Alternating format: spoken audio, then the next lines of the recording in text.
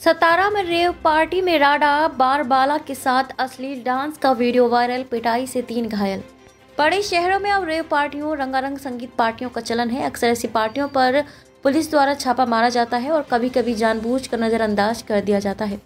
इसलिए कुछ स्थानों पर पार्टियां आयोजित की जाती हैं जिनमें महिलाएं नृत्य करती हैं या बारबाला लेकर चलती हैं। इस बीच सतारा जिले में कास पठार पर एक ऐसी रेव पार्टी हुई और पार्टी की तस्वीरें सोशल मीडिया पर वायरल हो गई हैं। सतारा के कास पठार के एक होटल में बारबाला के साथ ये रेव पार्टी आयोजित की गई थी। खबर है कि इस रेव पार्टी के दौरान हुई मारपीट में 3 लोग घायल हो गए। हालांकि पुलिस कार्रवाई न होने से ये सवाल उठ रहा है कि क्या इस पार्टी को सतारा पुलिस का आशीर्वाद प्राप्त है। सतारा के कास इलाके के एक होटल में हाल ही में रेव पार्टी आयोजित की गई थी। इन रेव पार्टियों में बारबालाओं को भी नचाया जाता है। पार्टियों में शराब पीने और बारबालों के साथ अश्लील डांस करने वाले लोगों के वीडियो इस समय सोशल मीडिया पर वायरल हो रहे हैं। खास बात यह है कि इस रेव पार्टी के बाद यहां विवाद भी हुआ है। इसमें 3 लोगों के घायल होने की खबर है। हालांकि इस मामले में अभी तक कोई केस दर्ज नहीं किया गया है। भले ही सतारा में रेव पार्टी की घटना के वीडियो 3 दिनों तक सोशल मीडिया पर घूमते रहे, लेकिन देखा गया कि पुलिस ने आंखें मूंद ली। इसलिए संदेह है कि पुलिस ने सार्थक अनदेखी की है।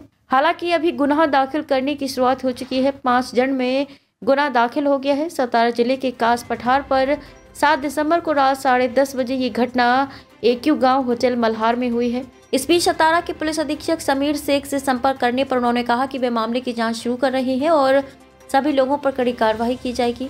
ऐसा कहा, ऐसे में ये भी देखना अहम होगा कि पुलिस की जांच में क्या निकल कर आता है। साथ ही ये भी देखना होगा कि पुलिस की जांच कितनी तेजी से होती है। प्राथमिक माहिती अशी प्राप्त होती है की 8 तारखेला मेढा पोलीस स्टेशन अंतर्गत एका हॉटेलमध्ये काही लोकांमध्ये भांडणं झालेली होती। त्या ठिकाणी बरेच साक्षीदार आहे असं समजतंय। ह्या सगळ्या बातमी प्राप्त झाल्यानंतर संबंधित जे अधिकारी आहेत त्यांना सूचना देण्यात आलेली आहे। त्याचबरोबर उपविभागीय पोलीस अधिकारी सातारा यांच्याकडनं या संपूर्ण प्रकरणाचा एक अहवाल मागण्यात आलेला आहे। याच्यामध्ये संबंधित आरोपींवर कारवाई करण्याची सूचना दिल्यानंतर गुन्हा दाखल करण्याची प्रक्रिया सुरू आहे। संबंधित जे आरोपी आहेत त्यांना ताब्यात घेऊन त्यांच्यावर देखील कारवाई करण्याची प्रक्रिया सुरू आहे। त्याचबरोबर ह्या कारवाईमध्ये आणि संपूर्ण प्रकरणामध्ये जी घडामोडी आहे त्याचा एक सविस्तर अहवाल उपविभागीय पोलीस अधिकारी वाई हे माझ्याकडे सादर करणार आहे आणि ते सादर केल्यानंतर याच्यामध्ये पुढील कारवाई करण्यात येईल।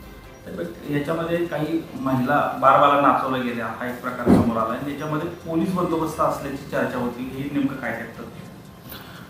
प्रथमदर्शनी असं काय दिसून येत नाही की याच्यामध्ये काय पोलीस बंदोबस्त किंवा पोलीसचा कुणीही याच्यामध्ये होता। परंतु जे फोटोज या ठिकाणी देण्यात आलेले आहेत त्याच्यामध्ये काही असे महिला दिसत आहे। त्या बाबतीत देखील उपविभागीय पोलीस अधिकारी वाई हे चौकशी करत आहे।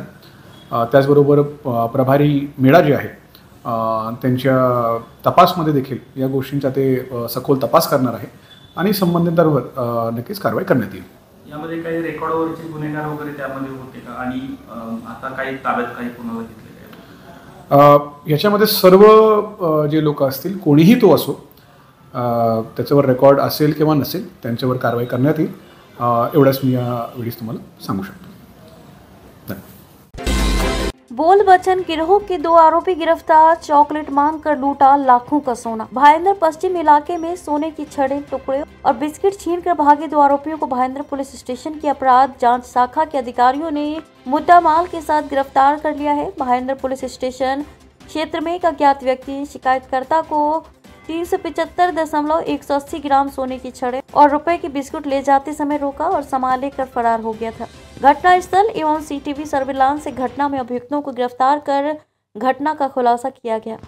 भाईंदर पोलीस स्टेशन मध्ये दिनांक 26/11/2024 रोजी दुपारी 3 वाजेच्या सुमारास फिर्यादी बाळकृष्ण अब्दुल हे जात असताना यातील आरोपी त्यांना भेटला आणि त्यांच्याकडे बॅग होती। त्या बॅगमध्ये काही असावं असं त्याला संशय आला असेल तर त्याला विचारलं तुझ्याकडे चॉकलेट आहे का?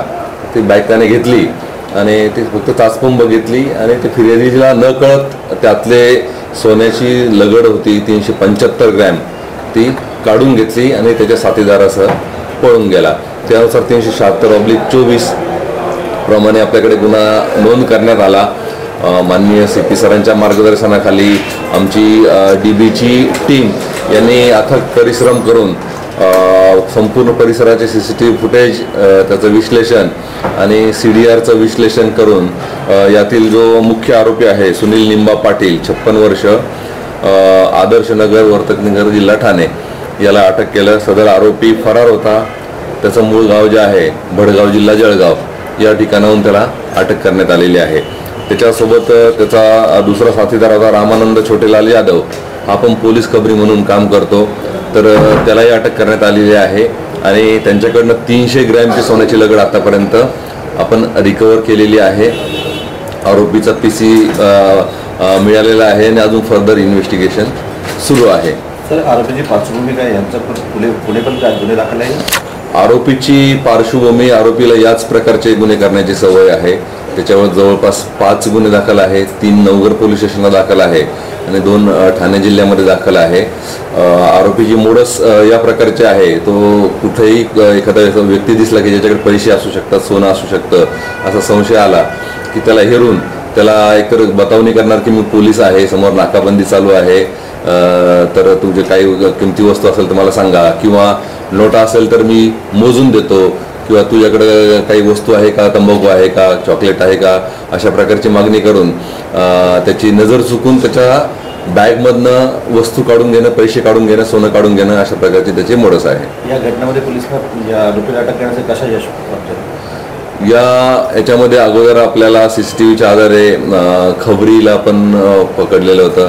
त्याच्याकडनं डिटेल माहिती जी आहे, दुसरा आरोपी जो आहे तो फरार होता त्याच्याबद्दल घेण्यात आली आणि मग त्याच्यावर पाळत ठेवून त्याच्या मूळ गावाहून त्याला आपण अटक केलेली.